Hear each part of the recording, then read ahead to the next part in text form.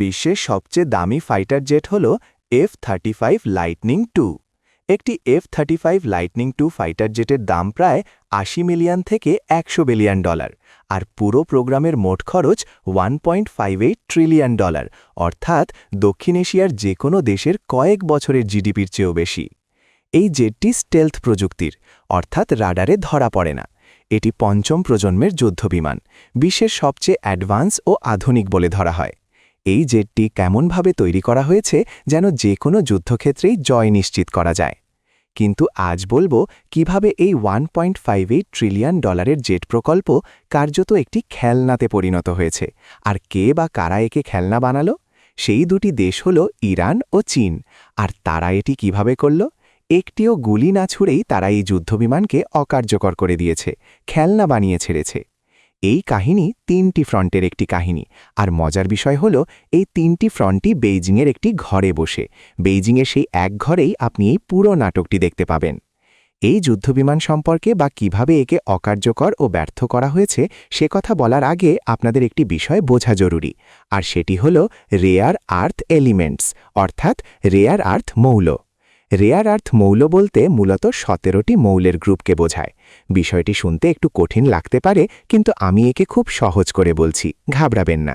এই মৌলগুলোর নাম কিছুটা জটিল, আমার নিজেরও অনেক সময় উচ্চারণ করতে অসুবিধা হয়, যেমন নিওডিমিয়াম, স্যামারিয়াম, ডিসপ্রোসিয়াম এবং টার্বিয়াম।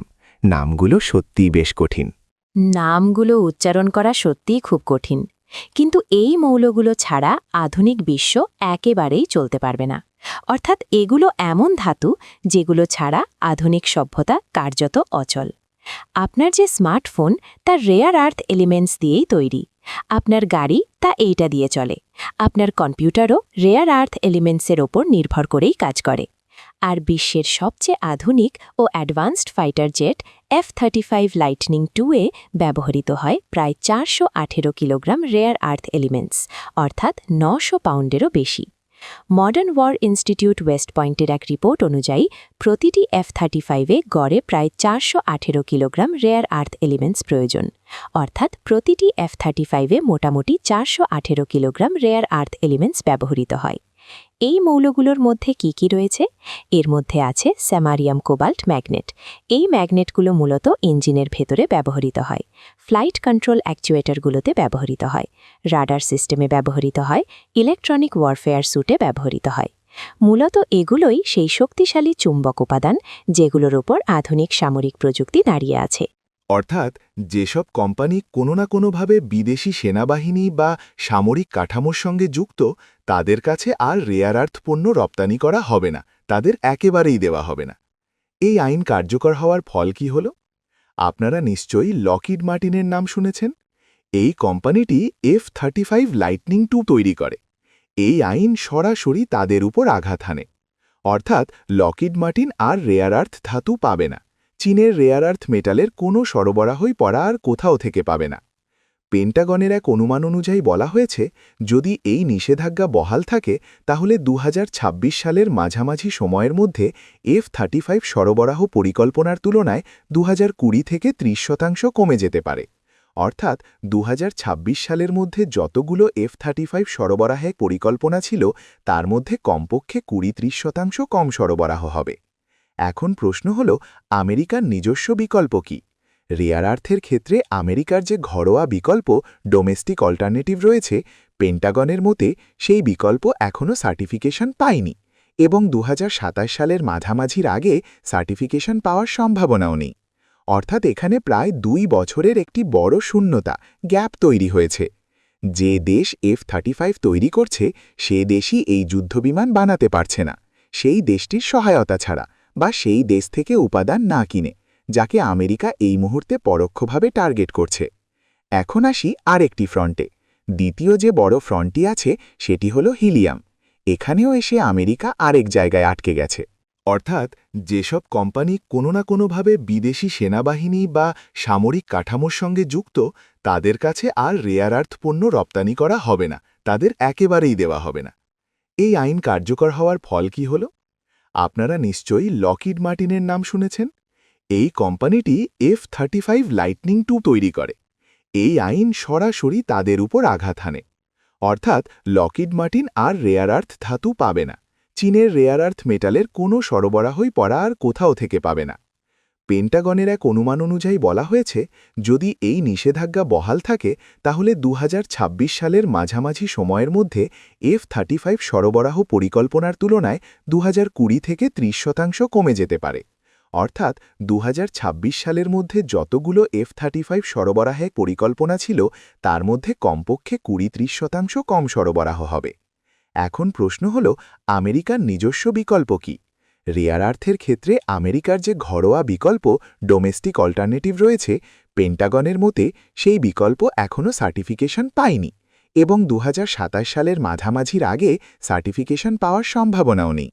অর্থাৎ এখানে প্রায় 2 বছরের একটি বড় শূন্যতা, গ্যাপ তৈরি হয়েছে।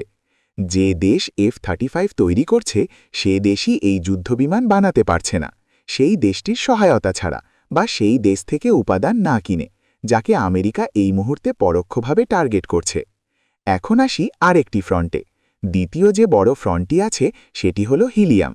এখানেও এসে আমেরিকা আরেক জায়গায় আটকে গেছে। হিলিয়াম হল সেই গ্যাস যেটা বেলুনে ভরলে বেলুন ওড়ে। বোঝা গেল? কিন্তু সেমিকন্ডাক্টর ইন্ডাস্ট্রির জন্য হিলিয়াম মানে জীবন। এক্সট্রিম আল্ট্রাভায়োলেট বা ইউভি লিথোগ্রাফি, এই প্রযুক্তির যে মেশিনগুলো আছে সেগুলিই আসলে চিপ তৈরি করে। আপনার ফোনে যে চিপ থাকে সেটাও এখান থেকেই তৈরি হয়। এখন প্রশ্ন, আসলে এর কাজ কি? ASML নামে একটি কোম্পানি আছে। এই কোম্পানি সেই মেশিনগুলো তৈরি করে যেগুলো দিয়ে সেমিকন্ডাক্টর চিপ বানানো হয়। আর সেমিকন্ডাক্টর বানাতে কি লাগে? হিলিয়াম। একটি ইউভি মেশিনের দাম প্রায় $200 মিলিয়ন। এই মেশিনগুলোকে ঠান্ডা রাখার জন্য হিলিয়াম দরকার। বোঝা গেল কি? ASML নামে এই কোম্পানি যে চিপ বানায় সেগুলো মোবাইল ফোন থেকে শুরু করে মিসাইলে পর্যন্ত ব্যবহার করা হয়। চিপ বানাতে আপনার কি দরকার? দরকার ইউভি। আর ইউভি বানাতে বা চালাতে কি দরকার? দরকার হিলিয়াম। বুঝছেন? হিলিয়াম কি করে? হিলিয়াম কেন দরকার? কারণ এই মেশিনগুলোকে ঠান্ডা রাখা অত্যন্ত জরুরি, আর সেই কাজটাই করে হিলিয়াম। এরপর আসে আরেকটি ধাপ, এটিং প্রক্রিয়া। যখন চিপ তৈরি করা হয় তখন সিলিকন ওয়েফারের ওপর সূক্ষ্ম প্যাটার্ন তৈরি হয়, যেগুলোকে আপনি ডাই বলেন। এই প্রক্রিয়ায় প্রচুর তাপ উৎপন্ন হয়। হিলিয়াম সেই তাপ বের করে দেয় আর ওয়েফারকে ঠান্ডা রাখে। এরপর আসে লিক ডিটেকশন। ভ্যাকুয়াম সিস্টেমে যেখানে কৃত্রিম শূন্যতা বা ভ্যাকুয়াম তৈরি করা হয়, সেই ভ্যাকুয়ামের ভেতরে কোনো লিক আছে কিনা তা খুঁজে বের করার জন্য হিলিয়াম ব্যবহার করা হয়। টায়ারে পাংচার আছে কিনা তা খুঁজতে আমরা পানিতে ডুবিয়ে দেখি। ঠিক তেমনি এখানে লিক শনাক্ত করার জন্য হিলিয়াম ব্যবহার করা হয়। এর কোনো বিকল্প নেই। এখন প্রশ্ন হল, এই হিলিয়াম আসে কোথা থেকে? কাতারের রাস লাফান ইন্ডাস্ট্রিয়াল সিটি, এটাই বিশ্বের সবচেয়ে বড় হিলিয়াম উৎপাদন কমপ্লেক্স। কাতার একাই বিশ্বের প্রায় 33% হিলিয়াম সরবরাহ করে। এই হিলিয়াম সেমিকন্ডাক্টর কারখানাগুলোতে পৌঁছায় কিভাবে? হরমুজ প্রণালী দিয়ে। এখন একটু মনে করুন, 28 ফেব্রুয়ারি 2026 ইরান আমেরিকা যুদ্ধ চলছিল। ইরানি ড্রোন রাসলাফানে হামলা চালায়। টমস হার্ডওয়্যারের রিপোর্ট অনুযায়ী ইরানি ড্রোন হামলার 9 দিন পরেও কাতার এনার্জি রাস-লাফান কমপ্লেক্সে হিলিয়াম উৎপাদন পুনরায় শুরু করতে পারেনি। ড্রোন হামলার কারণে পুরো কারখানা অফলাইন হয়ে যায়। রিপোর্টে আরও বলা হয়, 2 মার্চের পর থেকে এই স্থাপনাটি বন্ধই পড়ে আছে, ফলে বিশ্বের প্রায় 30% হিলিয়াম সরবরাহ একেবারে বন্ধ হয়ে গেছে। ফরচুন ম্যাগাজিনের রিপোর্ট অনুযায়ী কাতার গ্যাস জানিয়েছে যে ক্ষতি হয়েছে তা মেরামত করতে বছরের পর বছর লেগে যেতে পারে। এর ফলাফল কি হলো? গ্যাসের দাম দ্বিগুণ হয়ে গেছে। এখন বুঝুন এর প্রভাব কতটা ভয়াবহ। সাউথ কোরিয়া বিশ্বের সবচেয়ে বড় মেমোরি চিপ নির্মাতা দেশ। স্যামসাং এবং SK হাইনিক্স, এই 2 জায়ান্ট কোম্পানি তাদের 65% হিলিয়াম কাতার থেকে আমদানি করে। টমস হার্ডওয়্যারের রিপোর্ট অনুযায়ী স্যামসাং এবং SK হাইনিক্স হাই অ্যালার্টে। হরমুজ প্রণালী দিয়ে হিলিয়াম সরবরাহ বন্ধ হয়ে যাওয়ায় পুরো দক্ষিণ কোরিয়ার চিপ কারখানাগুলো হিলিয়াম রেশনিং শুরু করে দেয়। এরপর আসে তাইওয়ানের TSMC, যারা অ্যাপল এবং এনভিডিয়াকে চিপ সরবরাহ করে। TSMCও ইউভি লিথোগ্রাফির জন্য কাতারের হিলিয়ামের উপর নির্ভরশীল। আরেকটি ম্যাগাজিনের রিপোর্টে বলা হয়েছে, এই যুদ্ধ সেই হিলিয়াম সরবরাহকে ধ্বংস করে দিয়েছে যেই হিলিয়াম দিয়ে চিপ ঠান্ডা রাখা হয়, আর সেই চিপ দিয়ে এয়ারক্রাফট গাইড করা হয়। F-35 লাইটনিং 2 এর টার্গেটিং সিস্টেম চলে TSMCর তৈরি চিপে, আর সেই TSMCর চিপ তৈরি হয় ইউভি লিথোগ্রাফি প্রযুক্তি দিয়ে। টার্গেটিং সিস্টেম চলে TSMC এর চিপে। TSMC এর চিপগুলো তৈরি হয় ইউভি লিথোগ্রাফি ব্যবহার করে। ইউভি লিথোগ্রাফি হিলিয়াম দিয়ে ঠান্ডা রাখা হয়। হিলিয়াম আসে রাস লাফানের মাধ্যমে। কিন্তু ইরানি ড্রোন সেই রাস লাফান ধ্বংস করে বন্ধ করে দিয়েছে একটি চেইন, এবং ইরান সেই চেইন ভেঙে দিয়েছে। এখন সহজ ভাষায় বুঝুন এক্স্যাক্টলি কি হয়েছে। এবার তৃতীয় গুরুত্বপূর্ণ বিষয়, যেখানে আটকে পড়েছে আমেরিকা। 23 মার্চ 2026 এপিটি ইরান, একটি ইরানি হ্যাকার গ্রুপ, নাম মনে রাখবেন এপিটি ইরান। এরা হ্যাকারদের একটি গ্রুপ যারা সাইবার হামলা করে। তারা একটি ঘোষণা করে, এখানে একটি বড় ইন্টারেস্টিং পয়েন্ট। সাইবার সিকিউরিটি ডাইভের রিপোর্ট অনুযায়ী দ্য থ্রেট অ্যাক্টর ট্র্যাক অনুসারে এপিটি ইরান দাবি করেছে যে তারা লকহিড মার্টিন থেকে 375 টেরাবাইট ডেটা হ্যাক করে নিয়েছে।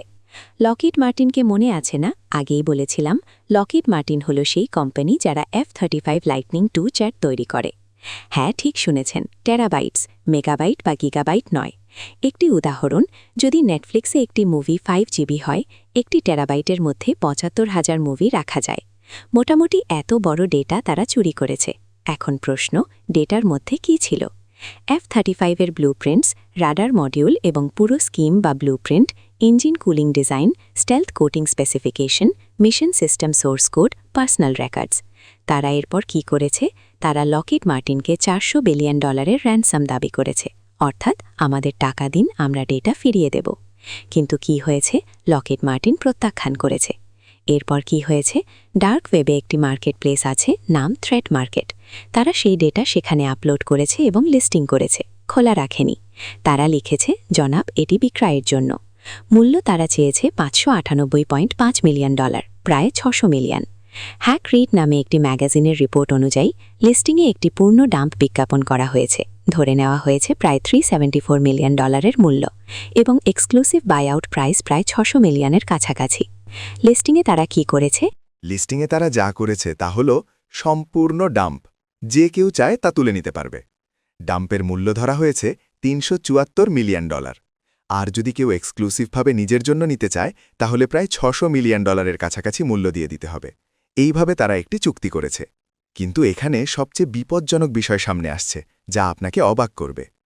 IRGC একটি ঘোষণা দিয়েছে, পাসরানে ইনক্লাব একটি ঘোষণা দিয়েছে। তারা বলেছে, আমরা কিছু অংশ বন্ধু রাষ্ট্রদের সঙ্গে বিনামূল্য শেয়ার করব, অর্থাৎ কিছু অংশ বন্ধু দেশদের বিনামূল্যে দেওয়া হবে।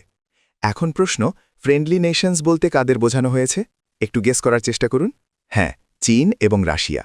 এখন শুনুন লকহিড মার্টিন কি বলেছে। আমরা আমাদের শক্তিশালী মাল্টিলেয়ার সিস্টেমের অখণ্ডতার প্রতি পুরোপুরি আত্মবিশ্বাসী, অর্থাৎ তাদের মাল্টিলেয়ার সিস্টেমের নিরাপত্তা সম্পূর্ণরূপে নিশ্চিত, কিছু হবে না। কিচ্ছু নেই, এসিসি ফাইলিং নেই, সিআইএস থেকে কোনো সতর্কতা নেই, ভেরিফাইড স্যাম্পল 10 দিনের মধ্যে কিচ্ছু নেই, লিস্টিং অফিসিয়াল রেকর্ডে নেই। কিন্তু আসল বিষয়, এটি বাস্তব বা না হোক, লকহিড মার্টিন ধ্বংস করার জন্য এতটুকুই যথেষ্ট ছিল।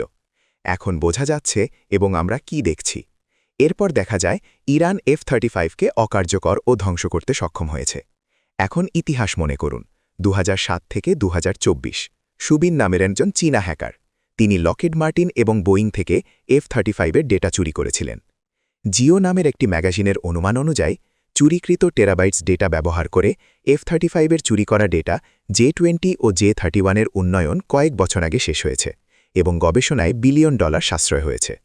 অর্থাৎ চুরি করা ডেটা, যেটা হ্যাকার সুবিন চুরি করেছিল, চীনের J-20 ও J-31 যন্ত্রের উন্নয়ন কয়েক মাসে সম্পন্ন হয়েছে এবং কোটি কোটি ডলার বাঁচিয়ে দিয়েছে। J-20 চীনের 5ম প্রজন্মের স্টেলথ ফাইটার, J-31 চীনের 2য় স্টেলথ ফাইটার। 2007 সালে ডেটা চুরি হয়, 2011 সালে J-20 প্রথম ফ্লাইট।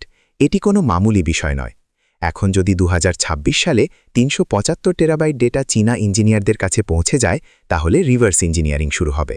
J-35 এবং J-50 উন্নয়ন আরও দ্রুত শুরু হবে। আমি নিশ্চিত আপনি J-35 এর কথা জানেন, যা F-35 এর সমতুল্য চীনা একটি জেট প্রস্তুত করছে। আর J-50, এটিও তার বড় ভাই বা বাপ, যা উন্নয়নাধীন। আপনি পুরো ছবিটা দেখুন। প্রথম সমস্যা, রেয়ার আর্থ মেটাল। চীন ডিসেম্বর 2025-এ এর ওপর ব্যান আরোপ করেছে।